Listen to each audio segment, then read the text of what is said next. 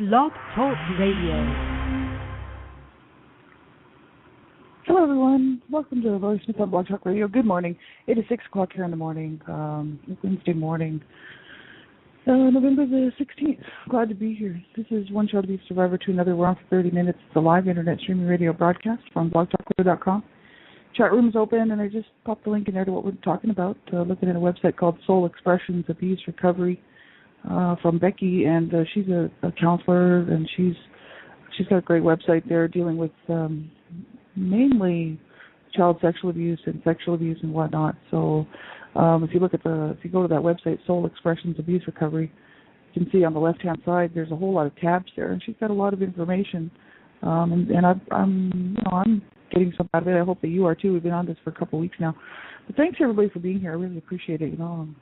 I'm not a therapist. I'm not a counselor. You have to listen at your own discretion to all of my shows. I'm talking about abuse, and abuse is a sensitive subject, and it can bother people. It can trigger survivors. It can cause people to feel down. You need to make sure that you're in a good place when you listen to this. You have to know yourself what's good for you to listen to, right?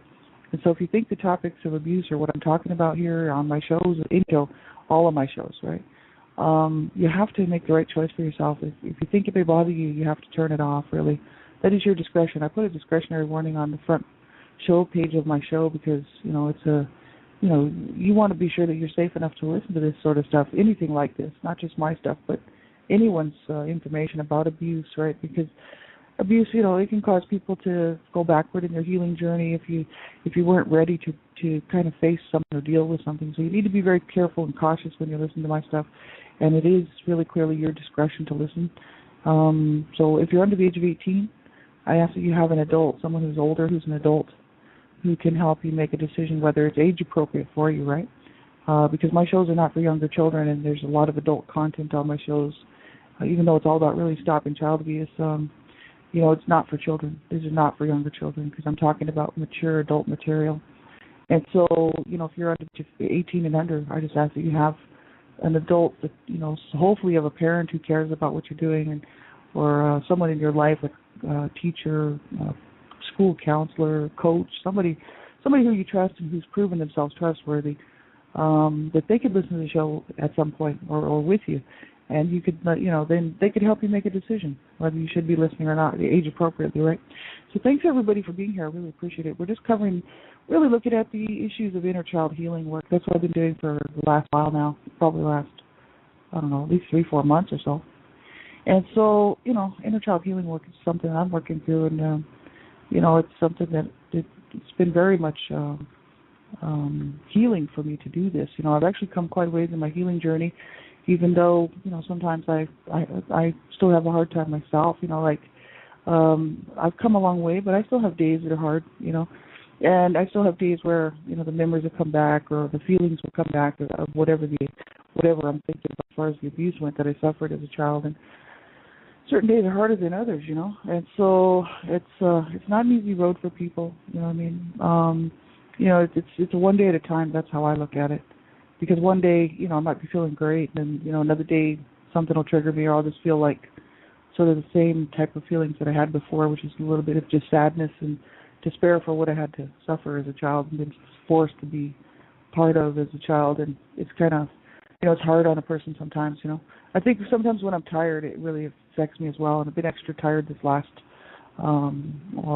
week or so, just a lot of stuff going on, a lot of work, and I'm also busy outside of work, so that can kind of do it too.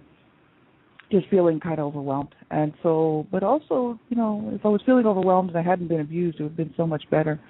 A lot of times when I'm overwhelmed, I get tired. And when I'm tired, I do a whole lot of, I allow myself to go back to that place, that where I was before. It's kind of a feeling of, I don't even know if it's depression, but a feeling of despair, really. And just kind of like, wow, I can't believe that I had to deal with that, you know what I mean? Remembering the memories, like, my show is really graphic, so you have to listen at your own discretion. I will be talking about some graphic stuff here, and I usually do. And so if you think that you can't or shouldn't be listening to anything about abuse graphic, then you need to turn all of my shows off, because that's what I'm talking about. And so last night, I don't know, the issues of being abused as a child, by my mother and my dad, and And then the sexual abuse from my brother, it's a lot of times I'll be triggered by the blood, that bothers me, like yesterday. That's basically what I was thinking about. I can't even really I can't even go to the bathroom without thinking about the sexual abuse that happened to me as a child. And I can't, as far as having a shower or I can't even have a bath. Having a bath to me is very triggering, you know what I mean? It just triggers me back to where I was as a child. After I had been raped and sodomized, these type of things will trigger me. And so yesterday I was very triggered on all fronts. I was just triggered with the memories and the flashbacks of having to deal with my body just being so wounded, And so that can be hard on a person, you know what I mean? Generally what I do in that case is remember that was then, this is now. These are memories, they're just emotions and feelings surrounding the memories. It's not happening to me now, so I don't have any problem with that as far as, sort of taking on this and saying, oh, well, it's happening to me right now. I don't have any of that stuff, you know what I mean, which is, I'm very thankful that I don't. I know it's all memories and it's all just, emotions and feelings surrounding that stuff. But, certain days are better than others, right?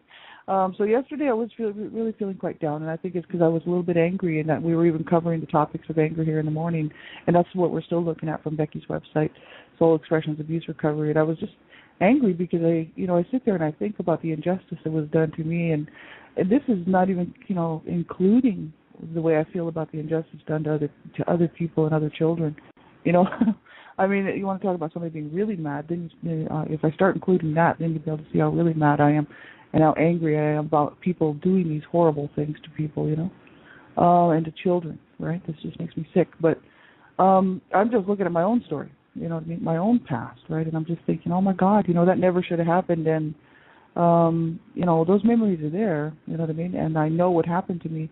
And do I want to forget? No. Why? Because if we just go on and forget, then we'll never be able to stop child abuse, right? If everybody just says, oh, well, just forget and move on, it's like, well, then who's going to stand up and say, we've got to stop this mess, right? So, it's a hard road, for all of us, right? So that's why I'm doing these shows. And so hopefully other people will see that, it's totally worth holding on and getting some help and just go, we are going to have bad days. I've said this on so many shows. There are going to be bad days. There's going to be days where we're triggered by certain things, or, we may be having a good couple of days and then all of a sudden have a bad day. You know what I mean? This is going to happen. See, now I know like I had a hard day yesterday, so, today I just get up and I just go again. That's what I had to do as a child being abused, you know what I mean? If it was a bad day for me the day before and or the night before, I still had to get up the next day and go to school, like as a child growing. And if it was summertime, then I still had to get up and face the day and try to stay out of the house and try to stay out of the abuse, and then try to stay out of trouble on the streets, which was my next course of action. This is what we have to do in life. We have to get up and we have to do it. And there's ways that we can cope, What I do is, I know a lot of times when I'm having days like this is I don't let myself sink down too low. You know what I mean? Like I stay busy, and I always have goals set. And so, like I have a certain schedule, and I think people might just think I'm an overachiever or something. That people that don't know me as an abuse survivor might think, wow, well, she's just busy all the time. She has things scheduled every day. Look at her. I think she's just a bit of an overachiever or something. If they didn't realize why I was doing it. And the reason that I do that is because it gives me something to focus on. I need to have something to focus on. And as I've always done, even as a child, I was doing this. Like, I always had to have something that I could say, okay, well, even though I have to deal with this, as a child being abused, I had to deal with being abused, obviously, right, my whole life. And I knew that more was coming. It's not like my mother beat on me one time and I figured that was it. My mother was a violent woman, and I was growing up in a violent home where you just never knew when the violence was going to break out between my parents, and I never really knew when I was going to catch a beating, because my mother wouldn't just beat me if I was in trouble.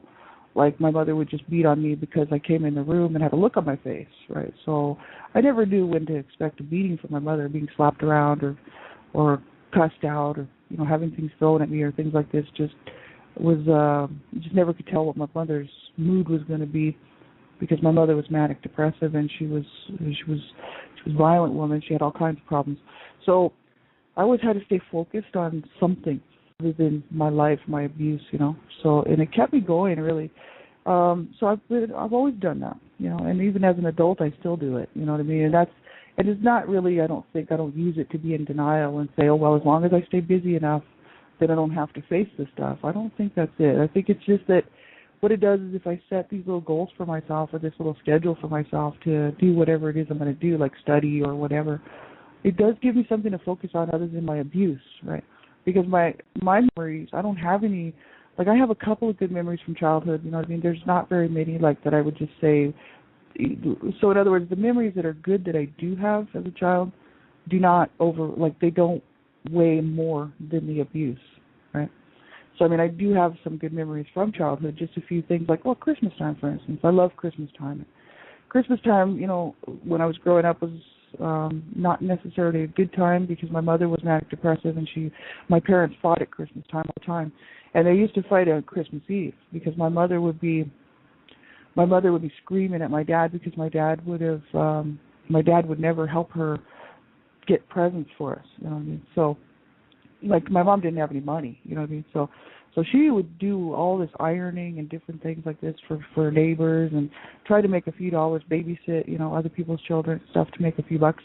And then she would buy us these presents. Like, she had, 5 kids living in the home. Some of my older brothers, mostly they just got like a carton of cigarettes, right? That's all they got for Christmas because my mother just didn't have any money, right? But for me and my sister, we usually got some sort of, something that, like a toy, or like I got toys and my sister would have gotten something for young girls, like a teenage. My mom would have probably bought her, she used to buy her stuff like curling irons and things for her hair and stuff like that. For me, I used to get toys. So when my mom would do this, she would save her money, right, that she would earn because my dad wouldn't give her any money, and she would buy these Christmas presents for us or make them. She made me some of my Christmas presents. And then my dad on Christmas Eve would be like, well, I'm going to go out to the store and I'm going to get some Christmas stuff. Like what he would do is he would go buy us a package of Lifesavers or something like that. And my mother would scream at him. And so Christmas Eve was like not the most fun time, because my parents would start fighting on Christmas Eve, and then my mother would be calling him names. My mother would be like, you goddamn, son of a bitch. And then sometimes a tree would get knocked over. They'd be fighting. And then, we'd have to try to put the tree back up. And sometimes my mother would be like, we're just canceling Christmas. We're just canceling it. I'm throwing out all the gifts. And, just a big crisis all the time.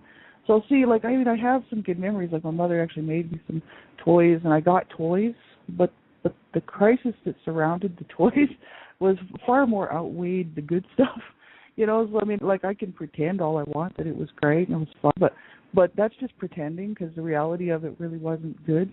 And so my parents used to fight all the time. They fought, on Christmas Day. They would fight over the meal. They would fight over, my parents just fought all the time. They hated each other, and they hated their existence, and I can't believe they stayed together. But this is the kind of stuff where, I grew up like that, so I spent my whole life like that with them, growing up as a child. So I had to stay busy, focused on something other than the abuse just to survive. And I know when I hit about the age of 12, I started doing drugs just because I couldn't cope anymore. I just really couldn't cope anymore. And I thought, I'm joining them because my brothers were drug users, and they never really tried to encourage me to do drugs or anything, which was great. They would have killed me, actually, if they would have found out I was doing drugs, because my brothers used to slap me around, too.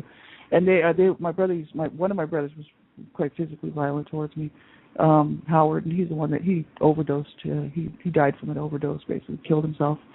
But, they would not have tried to push their drugs off on me, and if I would have stole their drugs, I'd have been dead meat. But so we kept that very separate. I didn't interact with them in drug use or anything like that. But when I was 12, I went out and got my own drugs, and remained high for many, many years until the age of 21. And then when I got off the drugs, I had to have things to focus on. So I've sort of used this stuff all my life, to try to help me through the day. You know what I mean? I do set goals for myself, even daily goals. Things like, okay, I have to make sure that I get this done or that done. Because what that does is it gives me something, first of all, that I feel like I can accomplish. And then I feel good because I've done something instead of sit around feeling bummed out all the time about being abused as a child. And also what it does is it takes away from the amount of time I could spend thinking about things, right? So even I was really, down last night and really quite triggered by the abuse that I suffered, especially the child sexual abuse, because that's what I'm dealing with right now. I was able to, I'm still okay. I didn't fall too far back into that dark place because I had studies to do, and so I think it's important to, that's what I do is I can't say whether it would work for somebody else or not, because some people can't concentrate. I was able to concentrate, and I've always been able to do that, just say, okay, no, it's study time now. I have to study, so I don't have time to think about that other stuff. So I mean, I could be in the middle of being triggered and thinking about being sexually abused as a child, being raped and sodomized. But if it's study time, then it's like, okay, I have to shut that off now because I have to do my studies. Because if I don't do my studies, I'm not going to get a good grade, and because I'm taking an associate's course. And if I don't do this, then I'm not, so basically I talk myself into doing what I know I need to do, which is study. So, but for some other people, it may not be studying. Maybe it's a sport or, something you like to do, some social activity or whatever, belonging to a group or something, But I definitely schedule things throughout the week, and I only allow myself to have really like 2 nights off or 1 night off in the evenings after work where I can just relax and just, keep that open for whatever reason.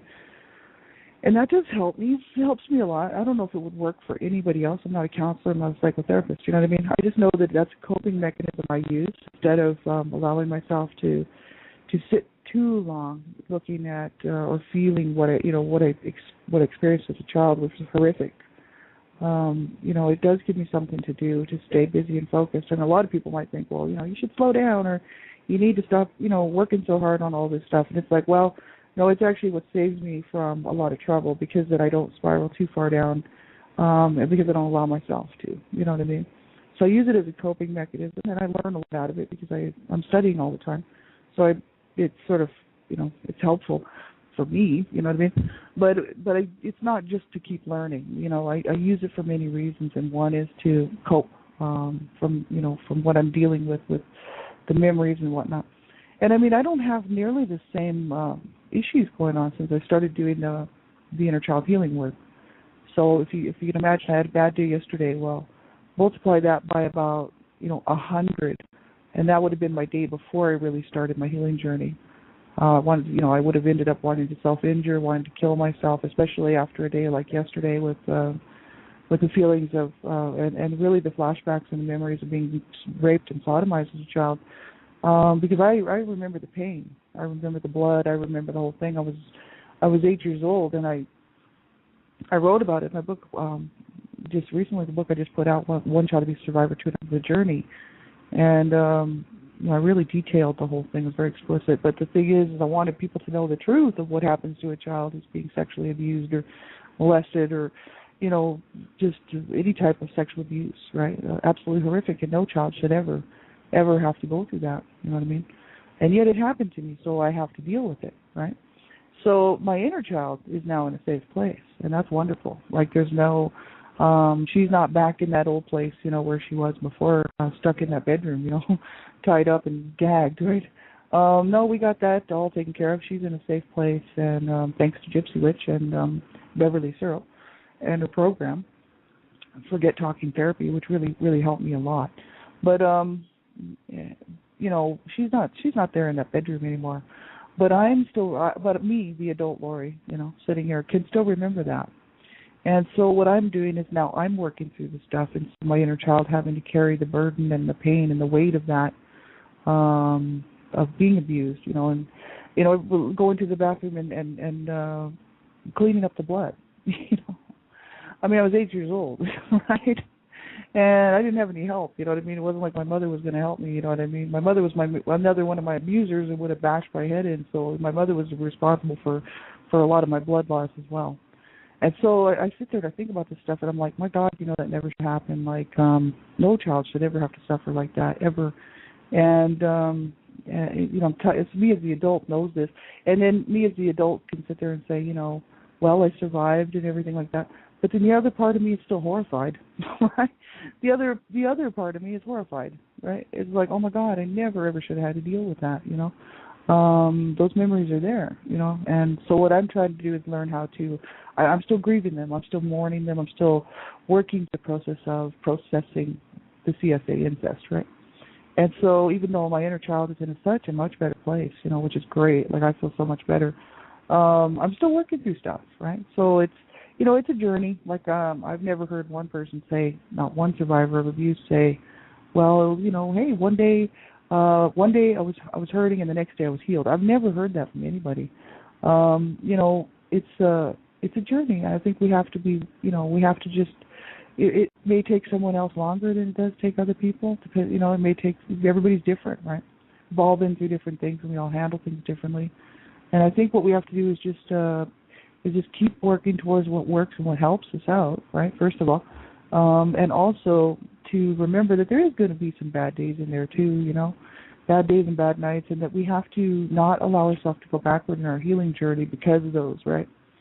So that's just sort of where I'm at like this week, you know, and I just thought I'd just, you know, sort of fill people in on where I'm at. You know, I don't have, you know, on my healing journey, it's not like that I would sit here and I would say, you know, oh, I just feel great. I'm just totally healed and this is just wonderful. You know, that's not the case at all.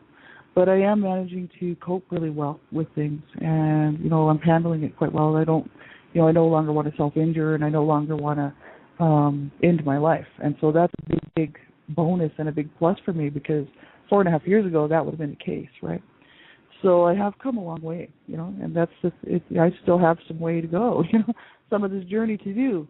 But I know that even through the worst of it, which, you know, yesterday I would say would be pretty harsh because I was having some huge flashbacks and serious memories of the, you know, of the aftermath of the abuse.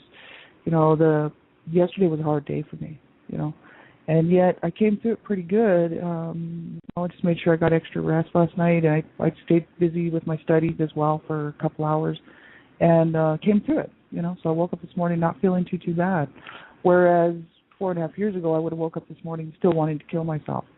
And that's the difference between reaching out and getting help and or just remaining silent like I was 4.5 years ago and just keeping it all in. So I'm really glad that I did, you know, I have made the right decision all the way through. And that is just to keep going and to keep reaching out and to keep looking for what helps and what works, you know. We were looking at Becky's website yesterday and talking about anger and stuff. And I mean, this is really where I was yesterday, because I was angry about the abuse that I suffered, and you know, angry about what happened to me as a child. And it's, you know, because I'm dealing with the CSA incest stuff right now, that's mainly where my anger is directed. And but some of it is still towards my mother. But Becky was saying over time, she says, after she let her rage out and she got her anger out, she says, over time my dreams began to change. We're about, I don't know, 2/3 down the page. She says, I began confronting my abusers regarding my abuse, anger, and began feeling stronger. She confronted her abusers by like the Gestalt method of sitting a chair in front of her and putting her, you know, in her mind, having her abusers sit in the chair, and she was able to tell them everything she wanted to tell them about how they had hurt her and what they had done to her and how it had made her feel and what it did to her life. And she called it the Gestalt method. I've never done that, but I've never put a chair in front of me and gone through that routine or that, you know, that, I don't know if I want to call it a, you know, ritual or whatever.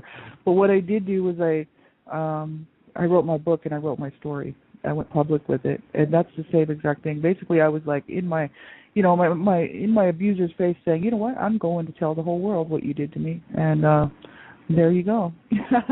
And so, you know, that's sort of the same thing I did. I just didn't set a chair in front of me. I just wrote and publicly published my stuff online as a public-facing blog for a long time. Not so fond memories growing up in an abusive home, which got turned into the book, A Life of Death, The Redemption. And that was my way of saying to my abusers, look what you did to me. You know, look what you did to my life, and look what you did to me, and look what you did. You know, talking to my parents. You know, look what you did to each other, and look what you did to our family. Look what you did to my sense of safety and security. Look what you did to my world. Screwed it. You know. And so I'm really glad that I did that. That was really the main part of my healing journey, was being able to voice what I needed to get out. And these shows as well has been very, very helpful. As far as that goes, you know, it's to say, you know what, you couldn't kill me, and you couldn't get me to kill myself, and you could not destroy me, and I'm going to go on to victory, right? And that's exactly what Becky was saying here earlier. And she says, I will mention that when I forgave myself, it made a difference. Also, like I mentioned on the forgiveness page, she has a whole forgiveness page here, which we'll be going over. I'm going to take a look at it, even though I was talking about forgiveness. I think it was yesterday or maybe even the day before. That it's up to each individual whether they want to forgive or not, right? I can't tell somebody, oh, you should forgive when I'm not ready. I'm still working on that. Right? I don't know exactly why I don't want to do that, because I have literally gone and said I forgave my abusers, right? Just because I'm trying to clear my own conscience so that I can be a better person than them, right? So I can say, I'm so much better than my mother, which I am, really. I couldn't imagine hurting a child the way my mother hurt me. And I'm so much better than my dad, right? A better person, because I can't imagine being that hurtful, that my dad was just so highly abusive. It's like I can't imagine doing that to my partner or my children, you know what I mean? So I think, obviously I'm a better person than they are anyway. But I was just trying to be the good person in my heart to say, okay, I do forgive them, right? And so that I can be the bigger person. And it does free me in that way. But part of me just says, no, we don't forgive what they did, and my brother, right? Like I will never forgive my brother for what he did, And even though I've said that I did, part of me says, no, we're not, right? So I'm still working on the forgiveness stuff, like part of me says, I cannot forgive what he did to me, And my mother, which this really, she's the main reason why I want to kill myself, not my brother. Even though the sexual assaults and the sexual abuse was horrific, my mother started me out on a cycle of abuse from zero to the day she died. Right? My mother was a horrible woman, and so I sit here and I think, can I forgive her for what she did to me? I don't know. I have real issues with forgiveness, but I'm still going to go over the forgiveness page because it's important to look at. So she says when she forgave, right, what it did was freed her. So she said, but she's not trying to tell people. Like she goes on to talk about it. She says she's not trying to tell everybody to forgive. She says, but like I also said on the forgiveness page, forgiving your abuser is not for everyone, and it's not necessary for your recovery. She says, I just needed to do it for me. So she's just saying for herself, that's what she had to do. And for me, I have to do what I need to do, right? And for you, as a survivor of abuse, you'll have to do what feels right to you, right? Not everybody will forgive, and not everybody can. And not everybody, some people will think it's just the way to go and they have to do it, and that's wonderful, good for them. And some people think, no, I'm never forgiving them for that, and that's okay, that's wonderful, good for them. It's like me, it's my choice whether I choose to forgive or not. It's my choice whether I choose to forgive. Like, I'll never forgive the acts of what they did. I'll never forgive my brother for what he did to me, not ever. And I'll never forgive my mother for what she did to me, not ever in a million years. Or my dad, right? That's my main abusers. So, that's because I can't forgive what they did. It's not that I can't. I think it'd be easier for me to forgive them, you know what I mean? But I will never be able to forgive what they did, their actions, their motives. They knew what they were doing. My parents were not high on drugs when they were abusing us, right? They were straight. They chose to hurt us. They wanted to hurt us. My mother used to laugh. My mom used to beat shit out of me and kick me around. Like, she'd kick me in the back and slap me so hard, and she'd be like, I'd be on the ground and she'd be like kicking me, and she would laugh. Like, she thought it was funny, right? And I would be like crying, begging for mercy, and she'd beat the shit out of me, and she would laugh, I can't forgive that, you know what I mean? I just can't forgive that. And my brother, as far as raping me and sodomizing me, he's sexually using me for a period of about 7 months. It could be even longer, right? I think it was actually. Last night I got a hold of some more memories that showed me that this went on a little bit longer than I actually thought, and that because of my age, like I was thinking about the ages that I was at, 8, 9, 10, and whatnot, and last night I got a hold of some memories that were pretty horrific and put me a little bit older when the sexual abuse actually happened. So I believe it started when I was 8 and it continued on a little bit longer than I thought it did. And will I ever forgive my brother for that? Not ever. Will I ever be able to forgive those? Well, he knew what he was doing. He tied me up. He tied me up and gagged me. Anybody that's going to tie somebody up and gag them, they know exactly what they're doing. You know what I mean? So, this was all planned. See, my family's very sick and twisted. Right, so can I forgive them? I don't think so. You know what I mean? But that's for me. And that keeps me alive. I don't have to forgive them, you know what I mean? But for somebody else, it may make total sense to forgive, and that's totally cool, right? We all have to make our own choices and decisions, and what's right for me may not be right for somebody else, and what's right for somebody else may not be for me. But whatever we do, we got to keep reaching out. So do not give up. But the show's about over. But thank you so much for being here. You know, don't ever give up. Not ever. I don't care how hard it gets. It's going to get hard, and it does get horrible. Reach out and have a support network in place, you know, and I have an awesome support network, Gypsy Witch, and, you know, I have some people in my life that are a total support resource for me, and they're my friends, right, my real friends, right, so they're my family. Do not ever give up. Have some good people in your life. If you don't have good people in your life, you know, you got to find some trustworthy people, right? And if you need a counselor or a therapist, whatever you need, group support, online group support, self-help, whatever it is, do not ever give up. Not ever. Even on my worst, darkest day, I still crawl out of that pit. I'm like, no, I am not giving up. Something inside me tells me I'm winning this fight. You know what I mean? Like, I am not going to allow my abusers to win this fight. There's no way. So it doesn't matter how hard it gets. It doesn't matter what happens. I'm winning this fight. So that means I stay alive, and I'm going to have a good life. And no matter what that is, what it looks like, you know, my good life may not look that great to somebody else, but it sure is good to me. And, you know, I'm going to survive, right? I'm going to live, and I'm going to learn how to find joy and peace and have a good existence here on the planet. And it's such a burn on my abusers, right? So, you know, you do the same thing and stick around and get some help, whatever it is that you have to do, right? I'll be back on tomorrow morning, same time, same place, one shot of a survivor to another, and we'll pick up where we left off here. But thanks for being here, everybody. Take really good care of yourselves today, and we'll talk to you real soon. Bye-bye.